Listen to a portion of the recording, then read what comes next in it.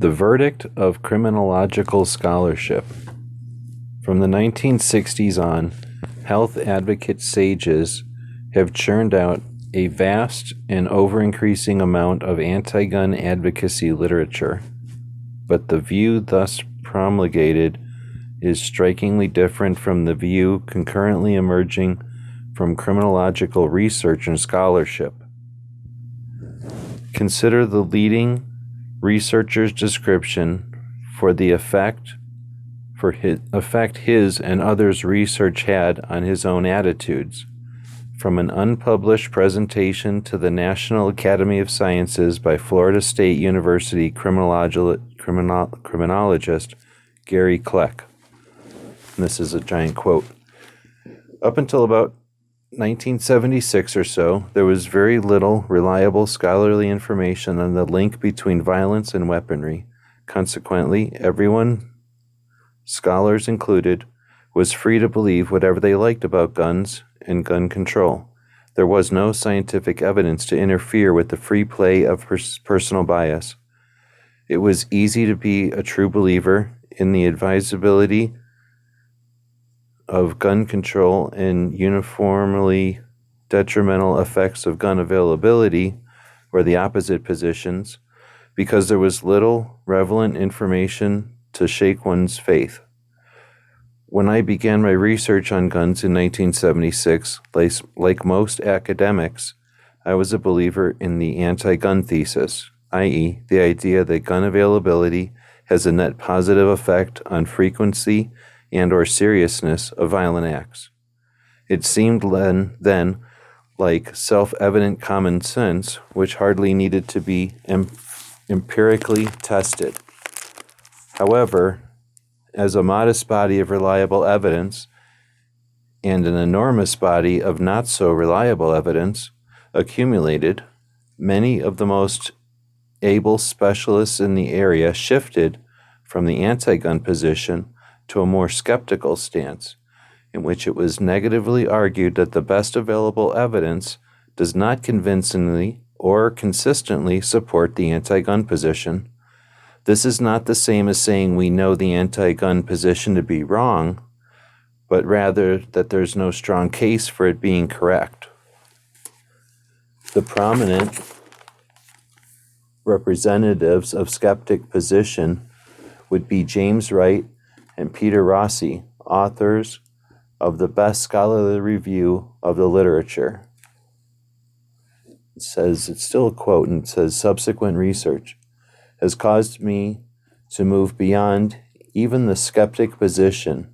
I now believe that the best currently available evidence, imperfect though it is, and must always be, indicates that general gun availability has no measurable net positive effect on rates of homicide, suicide, robbery, assault, rape, or burglary in the United States. This is not the same as saying gun availability has no effect on violence. It has many effects on the likelihood of attack, injury, death, and crime completion. But these effects work in both violence increasing and violence decreasing directions, with the effects largely canceling out. For example, when aggressors have guns, they are 1. Less likely to physically attack their victims, and 2. Less likely to injure the victim given an attack, but 3. More likely to kill the victim given an injury. Further, when the victims have guns, it is less likely that the aggressors will attack or injure them, and less likely they will lose property in a robbery. At the aggregate level, in both the best available time series and cross-section studies, the overall net effect of gun availability on total rates of violence is not significantly different from zero. The positive associations often found between aggregate levels of violence and gun ownership appear to be primarily due to violence increasing gun ownership rather than the reverse. Gun availability does not affect gun rates of violence. Example, gun homicide rate, gun suicide rate, gun robbery rate. And the fraction of violent acts which involve guns, for example, percent of homicides, suicide, or robberies committed with guns, it just does not affect total rates of violence, total homicide rate, total suicide rate, total robbery rate. It says citations omitted, emphasis in original. Then it goes on. Scholars engaged in serious criminological research into gun control have found themselves forced, often reluctantly, to four largely negative propositions. 1. There is no persuasive evidence that owning guns causes ordinary, responsible, law-abiding adults to murder or engage in any other criminal behavior, though guns can facilitate crime by those who are independently inclined towards it. 2. The value of firearms in defending victims has been greatly underestimated. 3. Gun controls are innately very difficult to enforce. Oh, I thought there was 4. That's just 3. Difficulty of enforcement crucially undercuts the violence reductive potential of gun laws. Unfortunately, there is an almost perfect inverse correlation between those who are affected by gun laws, particularly bans, and those whom it is desired to affect. Those easiest to disarm are the responsible, law-abiding, whose guns represent no meaningful social problem, but the irresponsible and or criminal owners whose gun possession creates or exuberates so many social ills are also the ones most difficult to disarm. A leading English analyst pessimistic view has been surmised as follows. In any society, the number of guns always suffices to arm the few who want to obtain and use them illegally. So the final conclusion, criminological research and analysis forces on scholars is, number 4, while controls carefully targeted only at the criminal and or irresponsible have a place in crime reduction strategy, the capacity of any type of gun law to reduce dangerous behavior can never be more than marginal. Contrast the health perspective that guns are not an inanimate object, but in fact are a social ill, with the conclusion from a Wisconsin State Legislative Reference Bureau summary. This is a quote. It is difficult to make rational decisions in an atmosphere where absolute moral values are assigned to an inanimate object. A gun, while powerful and often destructive, is no more than a tool controlled by the person who uses it. Gun control legislation focuses on regulating access to firearms, but the availability of guns is only one of many factors contributing to crime. Any measures that attempt to restrict access to firearms without reference to drugs, poverty, with its attendant lack of educational and unemployment activities, clogged courts, and overcrowded prisons, are bound to have only marginal effects on firearms crime. The next section is called Fear and Loathing on Social Science. In stark contrast to this nuanced, sophisticated assessment, the spirit animating the health advocacy literature on firearms is illuminated by the frank admission of one outspoken advocate of its political agenda, Professor Deborah Prothero Sith of the Harvard School of Public Health. I think I was hitting my microphone and moved it. This is a quote. My own view on gun control is simple. I hate guns, and I cannot imagine why anyone would want to own one. If I had my way, guns for sport would be registered, and all other guns, i.e. designed for self-defense, would be banned.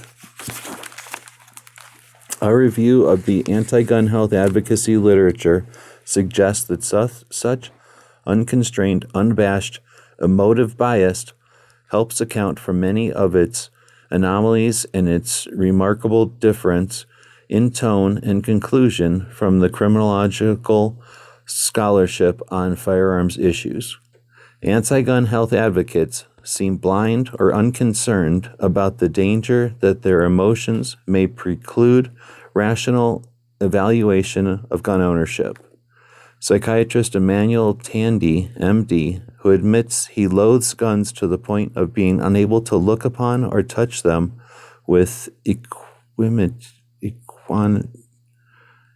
asserts that gun ownership betokens sexual immaturity and neuroticism. Dr. Tanny deems it evidence of this that gun owners actually handle with obvious pleasure these horrid objects which so repulse him that collectors look after their collections, clean, pamper, and polish their guns. The owner's overvaluation of his gun's worth is an indication of its libidinal value to him. As further evidence, Dr. Tanny invokes Freud's view of the sexual significance of firearms in the interpretation of dreams. This is particularly ironic because Freud's comments were not directed at gun ownership or owners.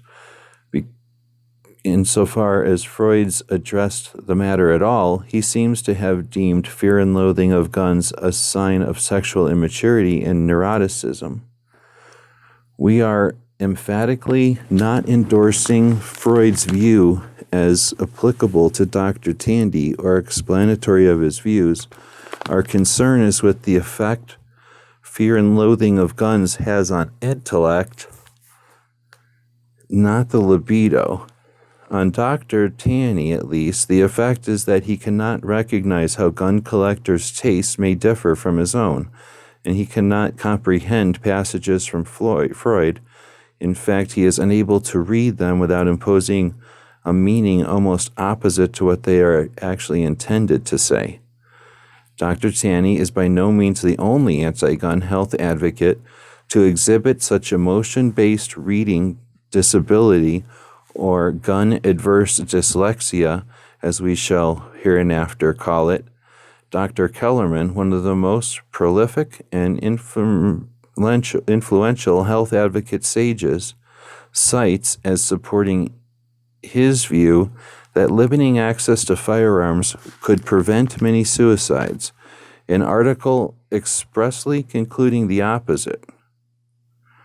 An article in the Journal of American Medical Association alleged, research examining the effectiveness of gun control in specific localities suggests that it can reduce violence, but cited only articles supporting the opposite conclusion.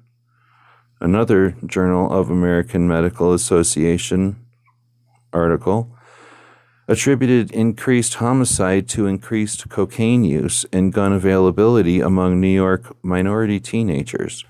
It did cite evidence to show increased cocaine use, but its citations for supposedly increased firearms availability indicated the reverse. We do not suggest these gun-adverse dyslexic errors have any great importance in and of themselves. Their importance lies in what they and innumerable other errors we document collectively say about the effect of having advocacy deemed, even hailed as a norm, while scholarship receives only lip service.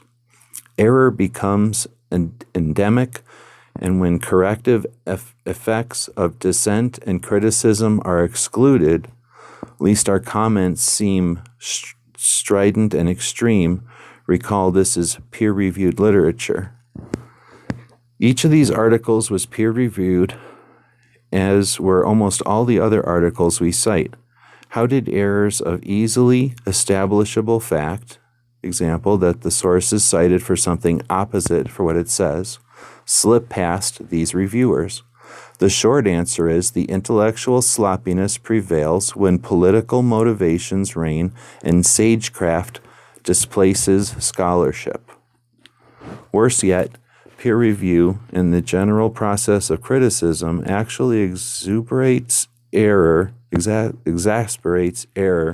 given the atmosphere of intellectual lockstep which prevails among health advocates. For instance, it wasn't enough for the JAMA reviewer of Dean Pothrow Sith's book that it was unreservedly avowed her hatred for guns. He reproached not her emotionalism, which he frequently endorses, but the failure to devote more space to teaching health advocates how to mobilize support for laws to rid our society of these evil objects. An atmosphere in which criticism in general and peer review in particular, from seldomly one perspective, not only allows error but promotes it, intentional error as well as inadvertent, serious error as well as minor, loquational sloppiness and hyperbole reign in a health advisory literature where advocacy has displaced scholarship and the only allowable peer review or criticism is that which arraigns authors for unemphatically emphasizing the baleful effect guns have on society. Next section is a nosology of health sage error. The abysmal quality of the anti-gun health advocacy literature implicates 6 conceptually discrete factors: intellectual and loquational sloppiness, intellectual confusion, ignorance of criminological or other fact, omission of material fact, or statement of part or of a fact in a way calculated to suppress the whole, overt misrepresentation of facts, and gun aversive dyslexia, i.e. a fear and loathing of guns so profound that health advocate sages encountering adverse facts may honestly be unable to comprehend them. We're on page 40. Though these 6 aspects are conceptually discrete, they often run together in health advocacy literature so that it is not always easy to clearly distinguish them from each other and to disentangle their mutually exasperating effects. Consider Judith Dolan's and Catherine Christoffel's exhortation for health advocates to educate the public to believe there is no constitutional impediment to banning and confiscating guns because, and he quotes, the Second Amendment does not guarantee the right to personal ownership of firearms. Legal decisions, including those of the Supreme Court, have repeatedly ruled in favor of this interpretation, and none of the existing tens of thousands of gun control laws has ever been proved unconstitutional. Particularly since neither author is a lawyer, it is impossible to disentangle how much of this results from their overt deception and how much represents gun-adverse dyslexia, confusion, ignorance, or loquational sloppiness. The authors may be simply unaware of the Supreme Court authority or that all but 8 state constitutions guarantee the right to arms independent of the Second Amendment, and these guarantees have been held to invalidate gun laws. Likewise, when in another article, Christoffel asserted well-informed legal scholars agree that gun bans are indeed constitutional under the Second Amendment, she may not have known that the verdict of modern constitutional scholarship is overwhelmingly contrary. A related passage from Dollins and Christoffel illustrates the difficulty of distinguishing how much of a particular health advocacy assertion owes to the deception for what may be gun-adverse dyslexia. In the first of 2 consecutive sentences, they seek to discredit the individual right view of the Second Amendment by ascribing to it sinister forces of the gun lobby. In fact, one of the most striking things about the scholarly consensus for that view is that it includes substantial numbers of scholars who have no liking for either guns or the gun lobby. The next second sentence invokes the same specter to discredit 2 uncongenial sets. Uncongenial sets?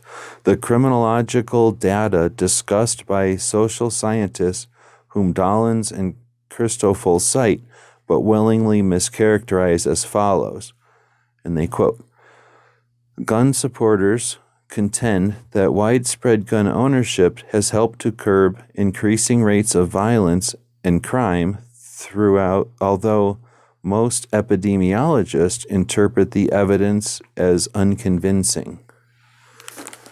We had added the emphasis to highlight the labels falsely bestowed on both sides in this dispute. On the one hand, the epidemiologists who support Dollins and Christoffel invoke are not epidemiologists, in other words, health professionals at all. They are criminologists, i.e. social scientists, just as are all social scientists whose findings they reject.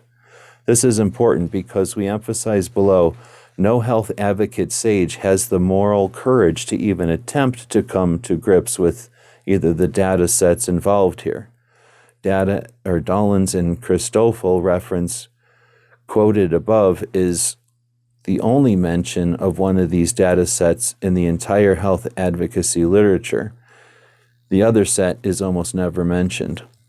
It is no less an overt misrepresentation to label the three scholars who published these two data sets gun supporters.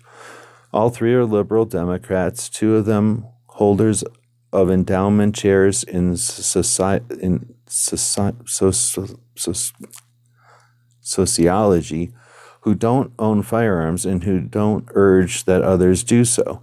But labeling them gun supporters has the advantage not only of demeaningly misrepresenting their position, but also of suppressing two embarrassing but material facts. First, that each of these gun supporter social scientists began his research as a believer in the health advocacy indictment of guns, but was reluctantly forced to conclude that it is simply wrong. Second, the contention that widespread gun ownership deters violent crime is not personal to Professors Wright and Rossi, but rather something they report from a survey which might be called more perceptant witnesses. The work Dollins and Christoffel cite is a report of the results of the survey Wright and Rossi conducted for the National Institute of Justice among 2,000 inmates in state prisons across the United States. All Wright and Rossi do is report what the felony said, that 34% of them personally had been scared off, shot at, wounded, or captured by an armed victim, that 69% said they knew at least one criminal who had also. Answering two other questions, that 34% said that when thinking about committing a crime, they either would often or regularly worry that they might get shot by the victim, and that 57% agreed with that statement. Most criminals who are more worried about meeting an armed victim than they are running into the police. Dollins and Christoffel do not, because they cannot deny this is what the felon said, though Dollins and Christoffel find the felon's answers highly uncongenial to label Wright and Rossi's gun supporters for honestly reporting them is misleading and tenacious. To fully comprehend the deceptiveness of the entire passage we have quoted from Dollins and Christoffel, it must be understood that Dollins and Christoffel are linking together a book by Wright and Rossi and an article by Gary Kleck. Though the two publications have nothing to do with each other and neither do their respective authors, but linking them allows Dollins and Christoffel to falsely claim that the other social scientists have analyzed and rejected the findings of each other's publication. One critique Dollins and Christoffel cite does reject Kleck's views, but makes no mention of Wright-Rossi. The other critique Dollins and Christoffel cite does not deem either Kleck or Wright and Rossi unconvincing. It describes Kleck's results as respectfully and without any demurral, and seeks to put Wright's and Rossi's data in perspective by noting that each other's surveys of criminals suggest dogs deter burglary more than do guns. i.e., the critique Dollins and Christoffel do cite gives a far more negative appraisal of a study they rely on to assert the foolishness of defensive gun ownership. Of course, that negative appraisal is yet another thing Dollins and Christoffel don't bother to mention. Our examples from Dollins and Christoffel and others discussed below may explain, if not justify, the anti-gun health advocacy literature's refusal to try to deal with the uncognizable data and views. Yes, scholarship normally requires that opposing data and views be expressly cited and refuted. But what point is there an anti-gun health advocate sages doing that when they're What point is there an anti-gun health advocate sages doing that when their gun aversion precludes them from accurately perceiving the meaning of data or the perspectives about guns which are inconsistent with their own views?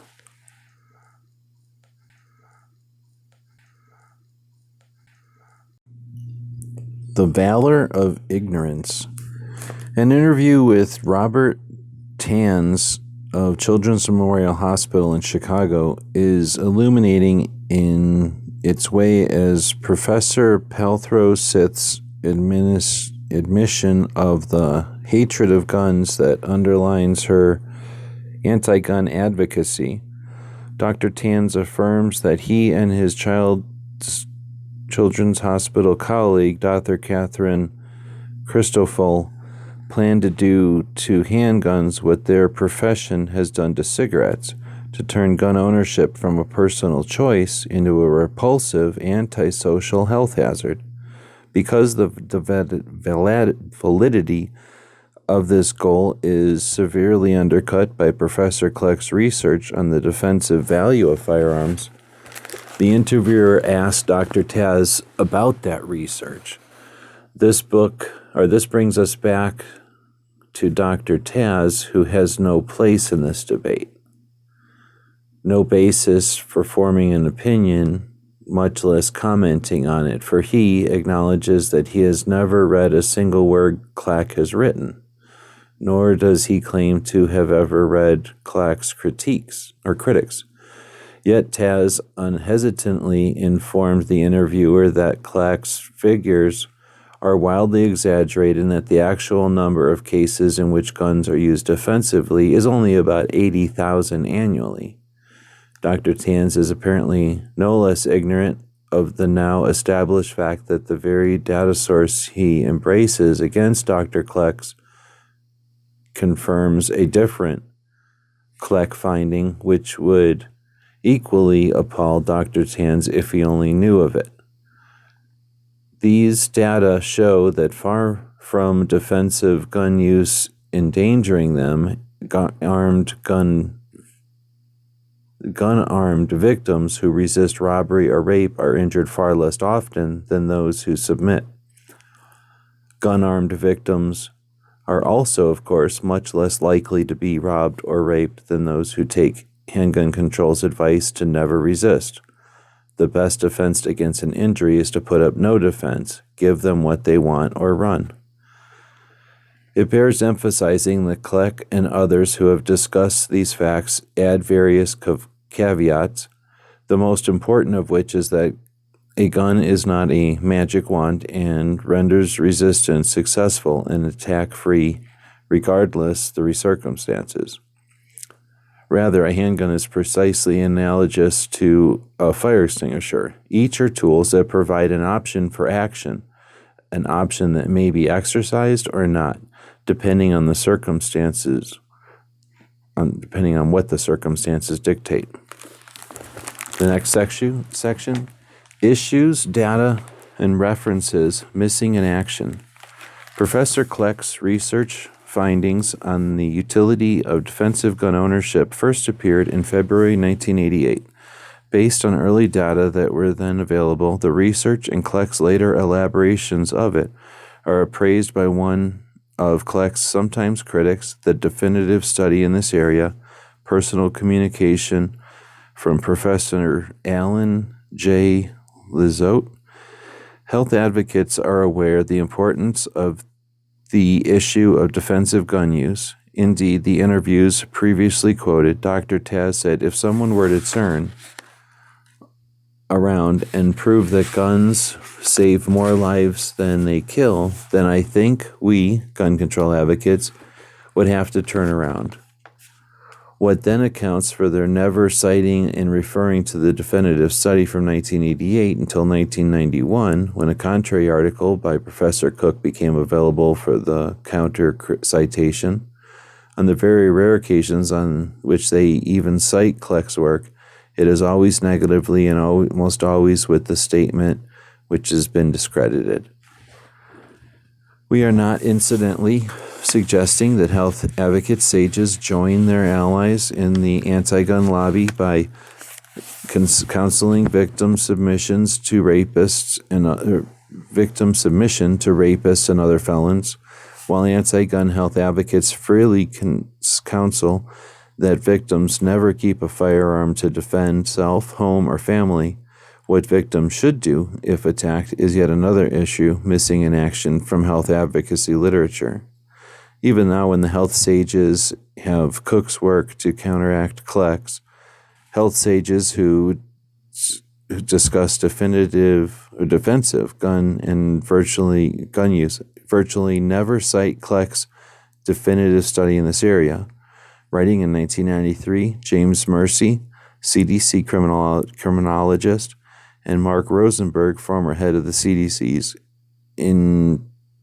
internal injury section, admitted the great importance of the question, how frequently are guns used to successfully ward off potentially violent attacks?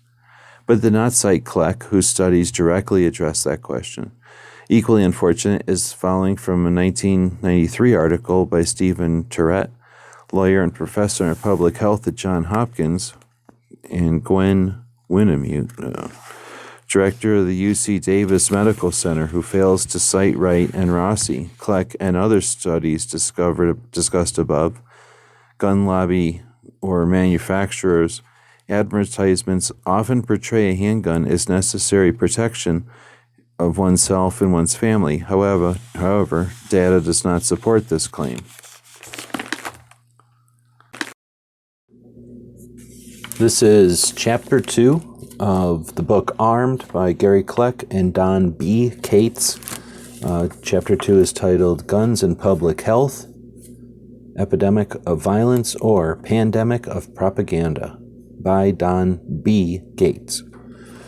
It starts off with a quote by Boccaccio, the Democron, translated by Mark Musa and Peter Bonadella. Knowledge is neither good nor evil, but it takes its character from how it is used.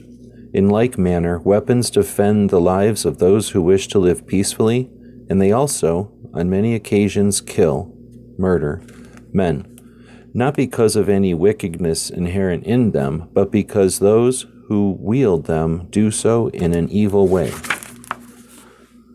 Starts out with the public health agenda.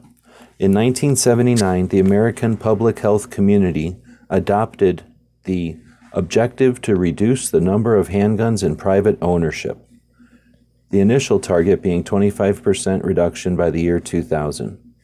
Based on studies and leadership from the Centers for Disease Control and Prevention, the CDC, the objective has broadened so that now includes banning and confiscation of all handguns and restrictive licensing of owners of other firearms, with the goal of eventually eliminating firearms from American life, excepting perhaps only a small elite of extremely wealthy collectors, hunters, or target shooters, as in Europe.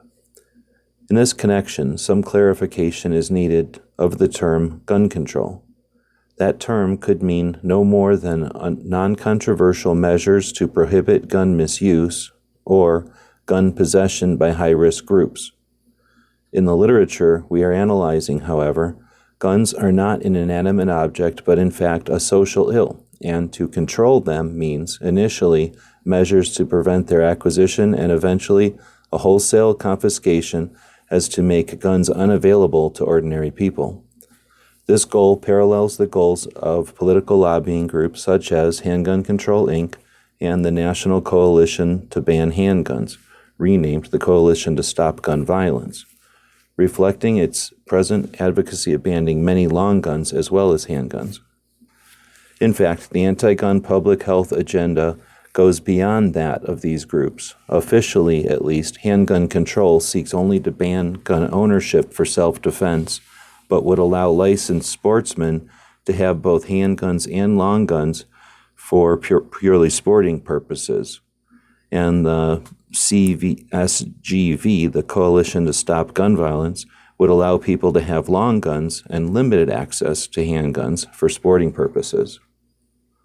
Perhaps surprisingly, neither medical and health writers nor the journals that publish them are embarrassed by their agenda's close relationship to that of political lobbying organizations. On the contrary, exhortations to speak out for gun control are seen as part of an admirable tradition of political advocacy by doctors and other health professionals in support of political measures designed to improve public health. In that spirit, writers in such journals strongly avow the need for active political advocacy, for concerted action with anti-gun groups, and for openly supporting their political initiatives. We use the phrase anti-gun health advocacy literature as a shorthand for medical and public health publications having this focus or agenda. Health advocates see no problem reconciling such an openly political agenda with the demands of scholarship. After all, guns are hateful things for which no decent purpose is imaginable, certainly not self-defense. Society's needs to radically reduce gun availability is an unarguable truth to which there can be no legitimate opposition.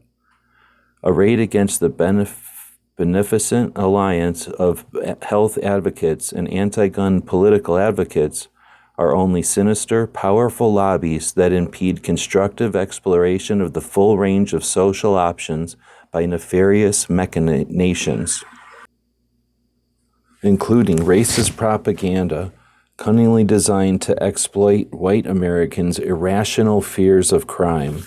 The outward forms of scholarship must be observed, but the academic ideal of scholarly detachment is inapplicable. This is a struggle between modern enlightenment and at best morally obtuse and intellectually benighted activism, I think. There is no time for arid academic discussion. The need for gun control is too urgent to require or allow evocation, doubt, debate, or dissent. The following comments typify both the comments and the tenor of the articles discussing firearms issues that will be found in such journals. This is a quote: "The continued advocacy of long overdue gun control is a constructive long-term approach to reducing violence. We reason that the time has come for government and citizens to begin a reasoned dialogue on the why not of gun ownership. If the conduct of youth and the need for harmony of humans with nature is valuable to health and civilization, the world's most powerful country may not find justification for an armed citizenry." Next it goes on. "Moreover, there is no point to discussion, detached reflection, or dissent in a struggle between the forces of light and darkness. Evidence or perspectives that might induce skepticism or produce delay are per se invalid, being espoused by Neanderthal racist gun lovers. The anomalies found in the anti-gun health advocacy literature against gun ownership arise from the literature's existence in a vacuum of lockstep orthodoxy, almost hermetically sealed against any admission that contrary data or scholarship might exist. Such data and scholarship routinely go unacknowledged. At best, they are evaded by misleadingly associating them with the sinister forces of the gun lobby. With rare exception, reference citations in the anti-gun health advocacy literature are to other writings in that same literature. If the universe of sources thus circumscribed does not yield appropriately anti-gun data, editorials are cited as if they were data, and without noting that they were mere expressions of editorial opinion. Sometimes publications by partisan anti-gun groups are cited for purposed factual data, even or often without any warning to readers of the group's partisan affiliation. This is all the more striking because of its inconsistency with the way that the claims of the gun lobby sources are mentioned in the health advocacy literature against firearms. When such claims are mentioned, their origin is noted both in the text and in the margin, far from concealing or ignoring the potential for bias, as health sages do with the anti-gun lobby claims. Pro-gun bias is deemed to render pro-gun claims specious per se. Sometimes health advocates cite partisan anti-gun groups for claims the advocates know are dubious and subject to contradiction by nonpartisan scholarly sources, which, of course, the advocates do not cite. To use Zanakis' frame for reference, the anti-gun health advocacy literature is a sagecraft literature in which partisan academic sages prostitute scholarship, systematically inventing, misinterpreting, selecting, or otherwise manipulating data to validate preordained political conclusions. Consciousness that one represents the forces of light against those of darkness overwhelms not only the canons of scholarship, but also the ordinary demands of personal honesty and integrity.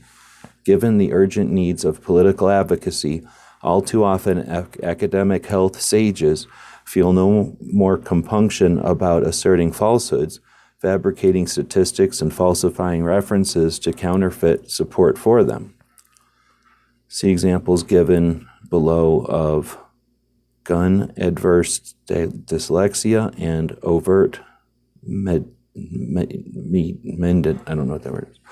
The suspiciousness and atavistic insidious malignancy of all opposition to gun control being presumed, there is no need for health advocacy periodicals to waste space on such views or time in evaluating inconsistent evidence. Typical is the statement by President of the American College of Epidemiology, who declares gun ownership the primary cause of murder and then calls for research on the subject. Whether guns cause violence or rather than being only an instrument is among the cardinal and most mooted issues in the gun control debate.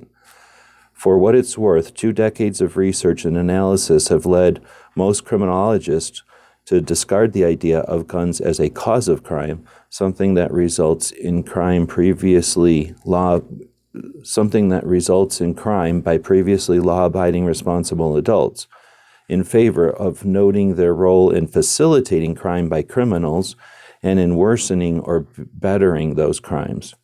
In sum, health leaders see violence as a public health crisis, and the firearm is something akin to an infectious disease. Guns are a virus that must be eradicated is a typical declaration. These views receive wide exposure because, unlike criminology and other social scientific journals, medical and health periodicals announce the appearance of their articles on firearms to the press with releases describing the anti-gun conclusions. This follows the allowed intention of the health advocate sages to promote the idea that firearms ownership is an evil and its elimination a desirable and efficacious means of reducing violence.